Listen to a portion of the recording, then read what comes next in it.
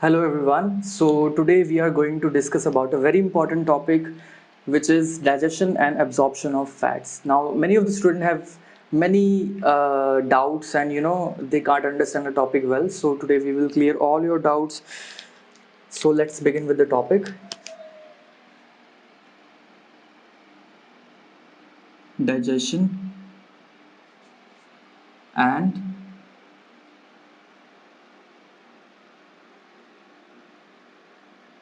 absorption of fats. Okay so topic start करने से पहले I would like to tell you about some terms जो तुम लोगों को पता होनी चाहिए कि वो होती क्या है राइट ताकि आगे तुम्हें समझने में कोई प्रॉब्लम ना आए so first term that I will like to tell you about is emulsification emulsification क्या होती है राइट सो इमल्सिफिकेशन में बेसिकली क्या होता है इमल्सिफिकेशन में जो लार्ज फैट ग्लोब्यूल्स होते हैं they are converted into small fat globules okay ये जो स्मॉल फैट ग्लोब्यूल्स में कन्वर्ट होते हैं ये किसकी हेल्प की वजह से होते हैं इसके अंदर बाइल सॉल्ट्स लेसिथिन और agitation bile salts lecithin and agitation अभी बताऊंगा क्या होता है so bile salts lecithin and agitation okay emulsification क्यों हो रही है उसका रीज़न ये है कि जो बड़े फैट ग्लोब्यूल्स होते हैं उन पे जो अपना पैंक्रियाटिक लाइपेज है जो कि फैट को डाइजेस्ट करेगा एंजाइम वो बड़े ग्लोब्यूल पे एक्ट नहीं कर पाता तो उसको स्मॉल ग्लोब्यूल्स में कन्वर्ट करना पड़ता है ताकि वो उस पर एक्ट कर पाए सो ये कन्वर्ट कौन करता है जो बाइल से आया है बाइल के अंदर बाइल सॉल्ट्स और लेसिथिन प्रेजेंट होगा तो बाइल सॉल्ट और लेसिथिन मिलके ये काम करेंगे एंड एजिटेशन का मतलब है जो हमारी डिडनम और जुजनम और स्मॉल इंटेस्टाइन की जो मूवमेंट्स हैं जो वो मूवमेंट्स होती है पेरिस्टालिसिस जो मूव करता है जब एजिटेट करता है तो तब ये कन्वर्ट हो जाएंगे स्मॉल में वो कैसे होंगे I tell you that later second term जो तुम्हें पता होनी चाहिए that is micelle okay so micelle क्या होती है micelle is a spherical cylindrical structure which is 3 to 6 nanometer in diameter consisting of 20 to 40 bile salt molecules okay so micelle कैसे बनता है हमारे पास ये फैट ग्लोबुल बड़ा था ये छोटे में कन्वर्ट हो गया अब जो स्मॉल फैट ग्लोबुल्स हैं अब मैं बीच में एक फैट ग्लोबुल बना रहा हूँ this is a fat globule okay and होगा क्या जो बाइल सॉल्ट्स हैं वो इस फैट ग्लोबुल के आसपास इकट्ठे होने शुरू हो जाएंगे कैसे जो ये वाला पार्ट है बाइल सॉल्ट का ये इस तरीके से इसके आसपास आ जाएंगे okay so this is how micelle is form and जो ये वाला पार्ट है बाइल सॉल्ट का दैट इज नॉन पोलर और ये जो पार्ट है दैट इज पोलर और ये है क्या बाइल सॉल्ट सो जो हमारा अंदर फैट ग्लोब्यूल है अब क्या होता है फैट होता है वो फैट के अंदर ही सॉल्युबल होता है तो जो फैट ग्लोब्यूल है वो जो नॉन पोलर पार्ट है बाइल सॉल्ट का जो बीच वाला पार्ट है इसके साथ ही सॉल्युबल होगा ठीक है अंदर वाला जो फैट वाला पार्ट है एक दूसरे में सॉल्युबल होंगे जो बाहर वाला पार्ट है जो पोलर पार्ट है वो इसके साथ सॉल्युबल नहीं होगा दैट इज फैट इनसॉल्युबल लेकिन वो वाटर के साथ सॉल्युबल होगा कौन सा वाटर जो इंटेस्टिनल ल्यूमन के अंदर प्रेजेंट है ठीक है तो उसके अंदर ही सॉल्युबल होगा और इसका क्या काम है वो मैं आगे बताऊंगा you let get to know about that इसके बाद जो टर्म आती है दैट इज ट्राइग्लिसराइड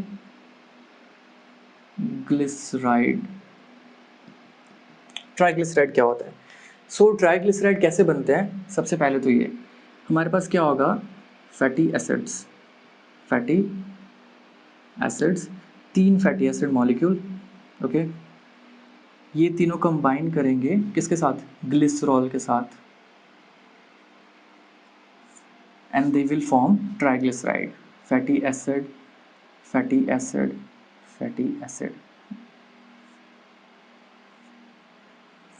and यहाँ पे हमारा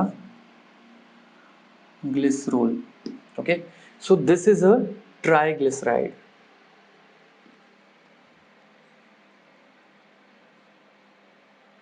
ये हमारा एक ट्राइग्लिसराइड का मॉलिक्यूल है।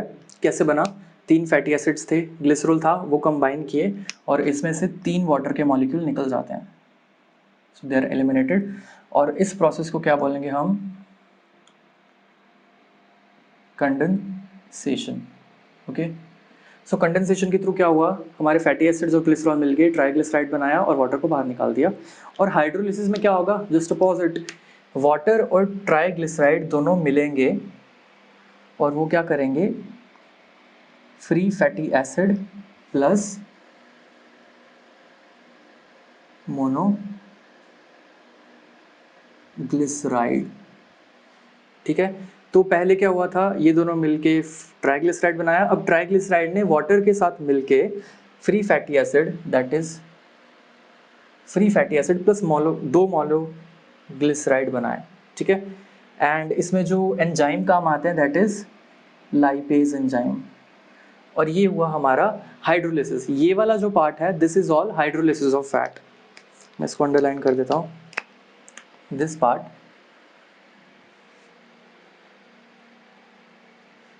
This is hydrolysis of fat. Hydrolysis में क्या हुआ? पानी के साथ मिलके कौन सा एंजाइम? लाइपेज एंजाइम की मदद से फ्री फैटी एसिड्स और 2 मोनोग्लिसराइड के मॉलिक्यूल अलग हो गए।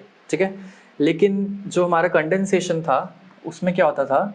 फैटी एसिड है वो मीट करता था ग्लिसरॉल के साथ, 3 फैटी एसिड मॉलिक्यूल ग्लिसरॉल के साथ, और पानी को बाहर निकाल देते, H2 बाहर निकल गया उसमें से 3 मॉलिक्यूल और उसने ट्राइग्लिसराइड बनाया। तो ये वाला पार्ट जो था ये कंडेंसेशन का था और ये वाला पार्ट क्या हुआ? Hydrolysis of fatty acid. So these were the some of the terms that you must know. और इसके बाद हम आगे स्टार्ट करते हैं डाइजेशन एंड एब्जॉर्प्शन फैट की कैसे होती है, राइट? ओके, सो अब हम आगे बढ़ते हैं digestion and absorption of fat में। So it is just like a story, कहानी की तरह चलना है आगे आगे धीरे धीरे।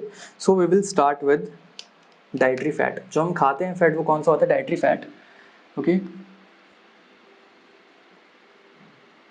डाइटरी फैट, और इसका मेन, सबसे मेन कंपोनेंट होता है ट्राइग्लिसराइड। इसमें कोलेस्ट्रॉल भी होता है,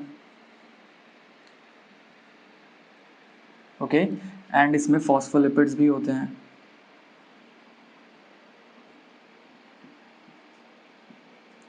लेकिन जो मेन कंपोनेंट होता है that is uh triglyceride. Triglyceride is the main component of uh dietary fat. अब फैट हमने किस फॉर्म में खाया? ट्राइग्लिसराइड के फॉर्म में खाया हम लोगों ने फैट। हाइड्रोलिसिस में ऑलरेडी तुम्हें बता चुका हूँ कि ट्राइग्लिसराइड का हाइड्रोलिसिस कैसे होता है। सो तुमने अभी फैट खाया अपनी बॉडी में, राइट? सो सबसे पहले उस पर क्या एक्ट करेगा? दो चीज़ें जो इतनी ज़्यादा इंपॉर्टेंट नहीं है but you should know about it. First is lingual lipase and second is gastric lipase.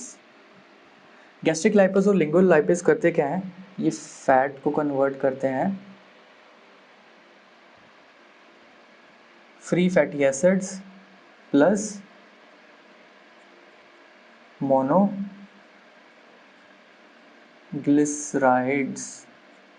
Okay, so lingual lipase और गैस्ट्रिक लाइपेज हैं, दीज आर एन एंजाइम्स जो क्या करते हैं? फैट को फ्री फैटी एसिड और मोनोग्लिसराइड्स में कन्वर्ट कर देते हैं, but these are not significant. इसका कोई बहुत बड़ा सिग्निफिकेंट रोल नहीं होता। सो जो टोटल फैट डाइजेशन है उसका लेस देन 10% करते हैं ये। Okay, so this is all about lingual lipase and gastric lipase. ना उसके बाद क्या होगा? जो हमारा फैट है जो स्टमक में गया हमारा फूड, वो काइम बना, पाइलोरिक स्फिंक्टर था, उसने पार्ट्स में उसको ड्यूडेनम में पॉर कर दिया। अब ड्यूडेनम में आने के बाद I just make in diagram to make you understand the topic. This is our oesophagus, this is a stomach, this is a duodenum part, and then we have intestines. Okay, so stomach के अंदर food आया। okay, I'll make it with some other color। ये था हमारा food crime, ये आगे आएगा।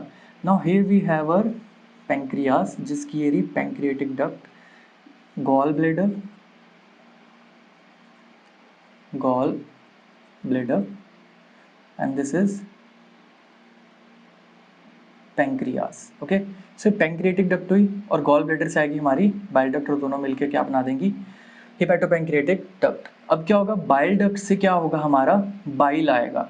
Okay, ऐसे बाइल ड्यूडेनम में पोर हो जाएगा और पैंक्रियाटिक डक्ट से हमारा पैंक्रियाटिक जूस आएगा जो ड्यूडेनम में पोर हो जाएगा। पैंक्रियाटिक जूस में हमारा जो फैट डाइजेशन का कंपोनेंट है that is pancreatic lipase. Okay, so इसमें क्या प्रेजेंट होता है, pancreatic lipase. Pancreatic lipase duodenum में आया, बाइल गॉल ब्लैडर से आया, बाइल के अंदर I have already told you क्या क्या होता है, बाइल सॉल्ट्स होते हैं, बहुत सारी चीज़ होती है, बाइल सॉल्ट्स होते हैं, बाइल पिगमेंट्स होते हैं। ओके, एंड हमारा लेसिथिन भी बाइल के अंदर प्रेजेंट होता है। सो बाइल जब अपना ड्यूडेनम के अंदर आएगा और पैंक्रियाटिक लाइपेज भी आएगा, यहाँ पे मेन डाइजेशन स्टार्ट होगी फैट की। सबसे पहले क्या होगा, जो ओके, पैंक्रियाटिक लाइपेज का काम क्या होता है, have already told you, hydrolysis of fat. जो ट्राइग्लिसराइड है उसको किस में कन्वर्ट करते हैं, फ्री फैटी एसिड्स और मोनोग्लिसराइड्स में, उसमें वाटर मॉलिक्यूल को ऐड करवा के, दैट इज हाइड्रोलाइसिस। वो पैंक्रियाटिक लाइपेज का काम है। उसको कैसे आगे बढ़ाया जाता है, वो होता है इमल्सिफिकेशन प्रोसेस के थ्रू। ओके, इमल्सिफिकेशन फैट की कहाँ होगी, यहाँ होगी। जो लार्ज फैट ग्लोब्यूल है वो स्मॉल फैट ग्लोब्यूल में कन्वर्ट हो जाएंगे, इसको बोलते हैं इमल्सिफिकेशन। इमल्सिफिकेशन होने के बाद यहाँ पे मिसल फॉर्मेशन होगी। मिसल फॉर्मेशन भी बता चुका हूँ मैं, बाइल सॉल्ट्स के थ्रू होती है मिसल फॉर्मेशन। मिसल फॉर्मेशन जब होगी तब जाके आगे एब्जॉर्प्शन वगैरह स्टार्ट होगी। सो आई टू मेक यू अंडरस्टैंड, मैं थोड़ा इसको लार्ज करके बताता हूँ इस टॉपिक को, राइट। ओके, सो इस डायग्राम से हमें पता लगेगा कि कैसे फैट एब्जॉर्ब होता है, डाइजेस्ट होता है, सब कुछ इसमें पता लग जाएगा तुम्हें।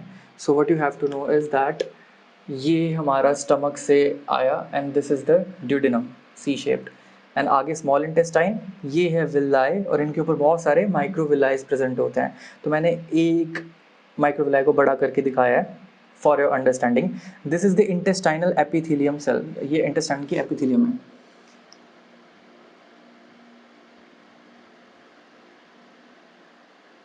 ओके, ये है हमारा पैंक्रियास,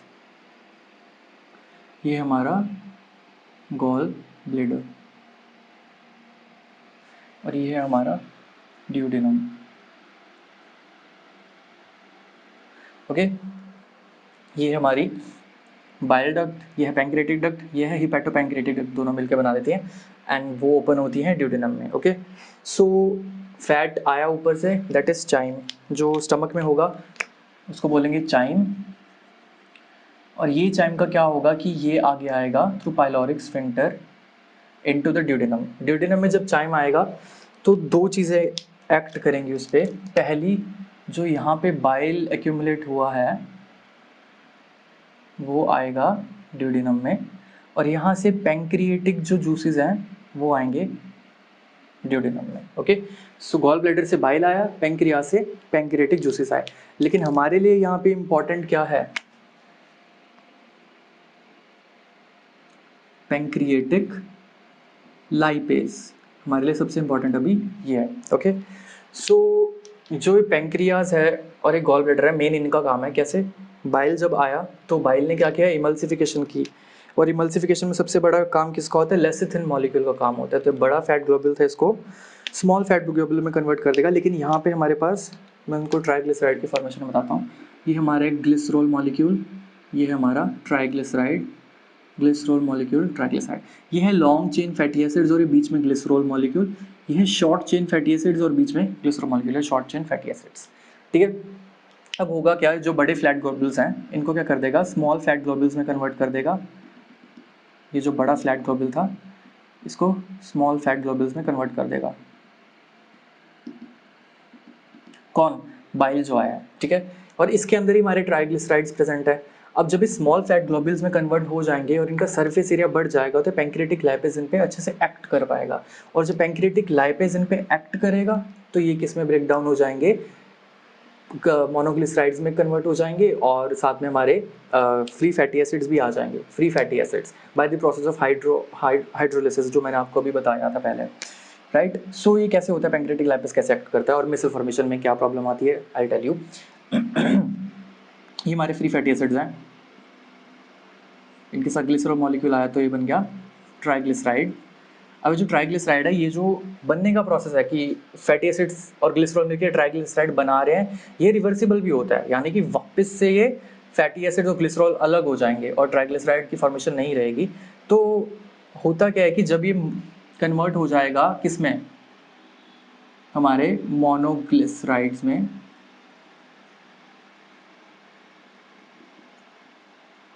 और किस में कन्वर्ट हो जाएगा ये, free fatty acids, okay, by lipase enzyme. So सबसे पहले क्या हुआ, फैट आया, उसकी इमल्सिफिकेशन की गॉल ब्लैडर से बाइल ने, बाइल के बाद जब उसकी इमल्सिफिकेशन कंप्लीट हो गई तो इमल्सिफिकेशन के बाद पैंक्रियाटिक लाइपेज ने उन पे एक्ट किया और उनको मोनोग्लिसराइड्स और फ्री फैटी एसिड में कन्वर्ट कर दिया।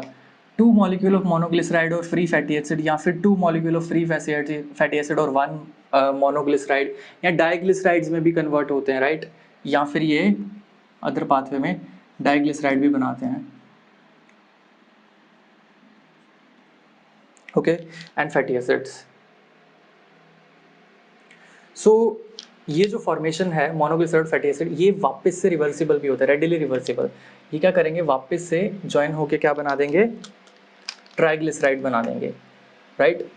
तो फिर पैंक्रियाटिक लाइपेज का काम क्या हुआ, तो अगर ये वापस से ट्राइग्लिसराइड बन रहा है तो पैंक्रियाटिक लाइपेज का काम खराब हो जाएगा, उसी के लिए ही मिसल फॉर्मेशन बनती है। मिसल क्या होते हैं, इनको एक स्टेबल स्ट्रक्चर प्रोवाइड करवाते हैं, ठीक है। तो हमारे पास यहाँ पे मान लो एक ट्राइग्लिसराइड का मॉलिक्यूल था, बहुत सारे ट्राइग्लिसराइड के मॉलिक्यूल्स होंगे, ओके, मोनोग्लिसराइड्स भी होंगे, डाइग्लिसराइड्स भी होंगे, राइट। तो इन सबको हम कॉन्स्टिट्यूटली क्या बोलते हैं, फैट, जो कि फैट का ग्लोब्यूल बनाता है। ये फैट का ग्लोब्यूल था। इसके अंदर क्या होगा, जो हमारे बाइल सॉल्ट्स हैं वो एक्ट करेंगे और मिसल फॉर्मेशन बना देंगे, सेम जैसे डिटर्जेंट का एक्शन होता है वैसे ही, ओके। मिसल फॉर्मेशन जब बन गई तो अब इसने एक स्टेबल स्ट्रक्चर प्रोवाइड करवा दिया, जिसकी वजह से जो मोनोग्लिसराइड और फ्री फैटी एसिड है वापस मिलकर ट्राइग्लिसराइड ना बना ले, क्योंकि पैंक्रियाटिक लाइपेज उन पे ऑलरेडी एक्ट कर चुका है। अब अगर मिसल फॉर्मेशन होती है, if micelle formation is positive, it is present, तो 97% of the fat is absorbed. लेकिन अगर मिसल फॉर्मेशन नहीं है, नेगेटिव है, प्रेजेंट नहीं है, तो only 40 to 50% of the fat is absorbed. तो अब देख लो कि मिसल फॉर्मेशन कितनी इंपॉर्टेंट है स्ट्रक्चर प्रोवाइड करवाने में। मिसल फॉर्मेशन हुई, इसके अंदर अब क्या क्या है, हमारे फ्री फैटी एसिड्स हैं, मोनोग्लिसराइड है, कुछ अमाउंट ऑफ ट्राइग्लिसराइड भी हैं, क्योंकि 100% तो सारे के सारे फैट मोनोग्लिसराइड और फ्री फैटी एसिड में कन्वर्ट नहीं हुए होंगे, तो कुछ triglyceride, monoglyceride, diglyceride, free fatty acids are also present. These are some free fatty acids, okay। So जब ये मिसल पहुंचेगा, अब मिसल को डिनोट करने के लिए मैं M से ही बनाता हूँ, तो M से मिसल्स हैं, ये मिसल्स पहुंचेंगे माइक्रोविलाई के पास। यहाँ पे जब मिसल पहुंचेगा तो इसके अंदर जो हमारे मोनोग्लिसराइड है, डाइग्लिसराइड है, वो सारे पोर हो जाएंगे किसके अंदर, विलाई के अंदर, ठीक है। ये इंटेस्टाइन का ल्यूमन था, ये विलाई का ल्यूमन है, विलाई के अंदर चला जाएगा। यहाँ पे फैटी एसिड और मोनोग्लिसराइड एंटर कर जाएंगे। अब ये एपिथीलियम के अंदर जाएंगे, जो एपिथीलियल सेल है स्मॉल इंटेस्टाइन का, और क्या होगा, जो मोनोग्लिसराइड हैं और फैटी एसिड्स हैं, specially long chain fatty acids, वो दोबारा से ट्राइग्लिसराइड बना लेंगे, ओके।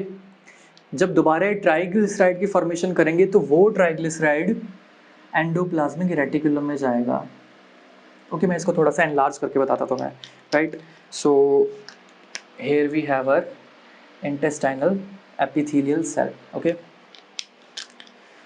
इसके अंदर आए हमारे मोनोग्लिसराइड्स और क्या आया, फैटी एसिड्स, जो हमारे शॉर्ट चेन फैटी एसिड्स होते हैं। अब इसके अंदर फैटी एसिड्स आए हैं, वो लॉन्ग चेन होंगे और शॉर्ट चेन होंगे, एस से डिनोट कर रहा हूँ, शॉर्ट चेन। तो जो शॉर्ट चेन फैटी एसिड्स हैं वो बड़े आराम से ब्लड में चले जाते हैं, ओके। लेकिन लॉन्ग चेन फैटी एसिड्स हैं वो किसके साथ इंकॉर्पोरेट हो जाते हैं, मोनोग्लिसराइड के साथ। तो मोनोग्लिसराइड्स और फैटी एसिड्स दोनों मिलके क्या बनाते हैं, ट्राइग्लिसराइड्स। ट्राइग्लिसराइड कहाँ जाते हैं, एंडोप्लाज्मिक रेटिकुलम में। एंडोप्लाज्मिक रेटिकुलम में उनमें प्रोटीन और फॉस्फोलिपिड्स की एक्यूमुलेशन हो जाती है, जिससे वो बनाते हैं एक काइलोमाइक्रोन का मॉलिक्यूल, जिसके अंदर हमारे ट्राइग्लिसराइड्स प्रेजेंट है।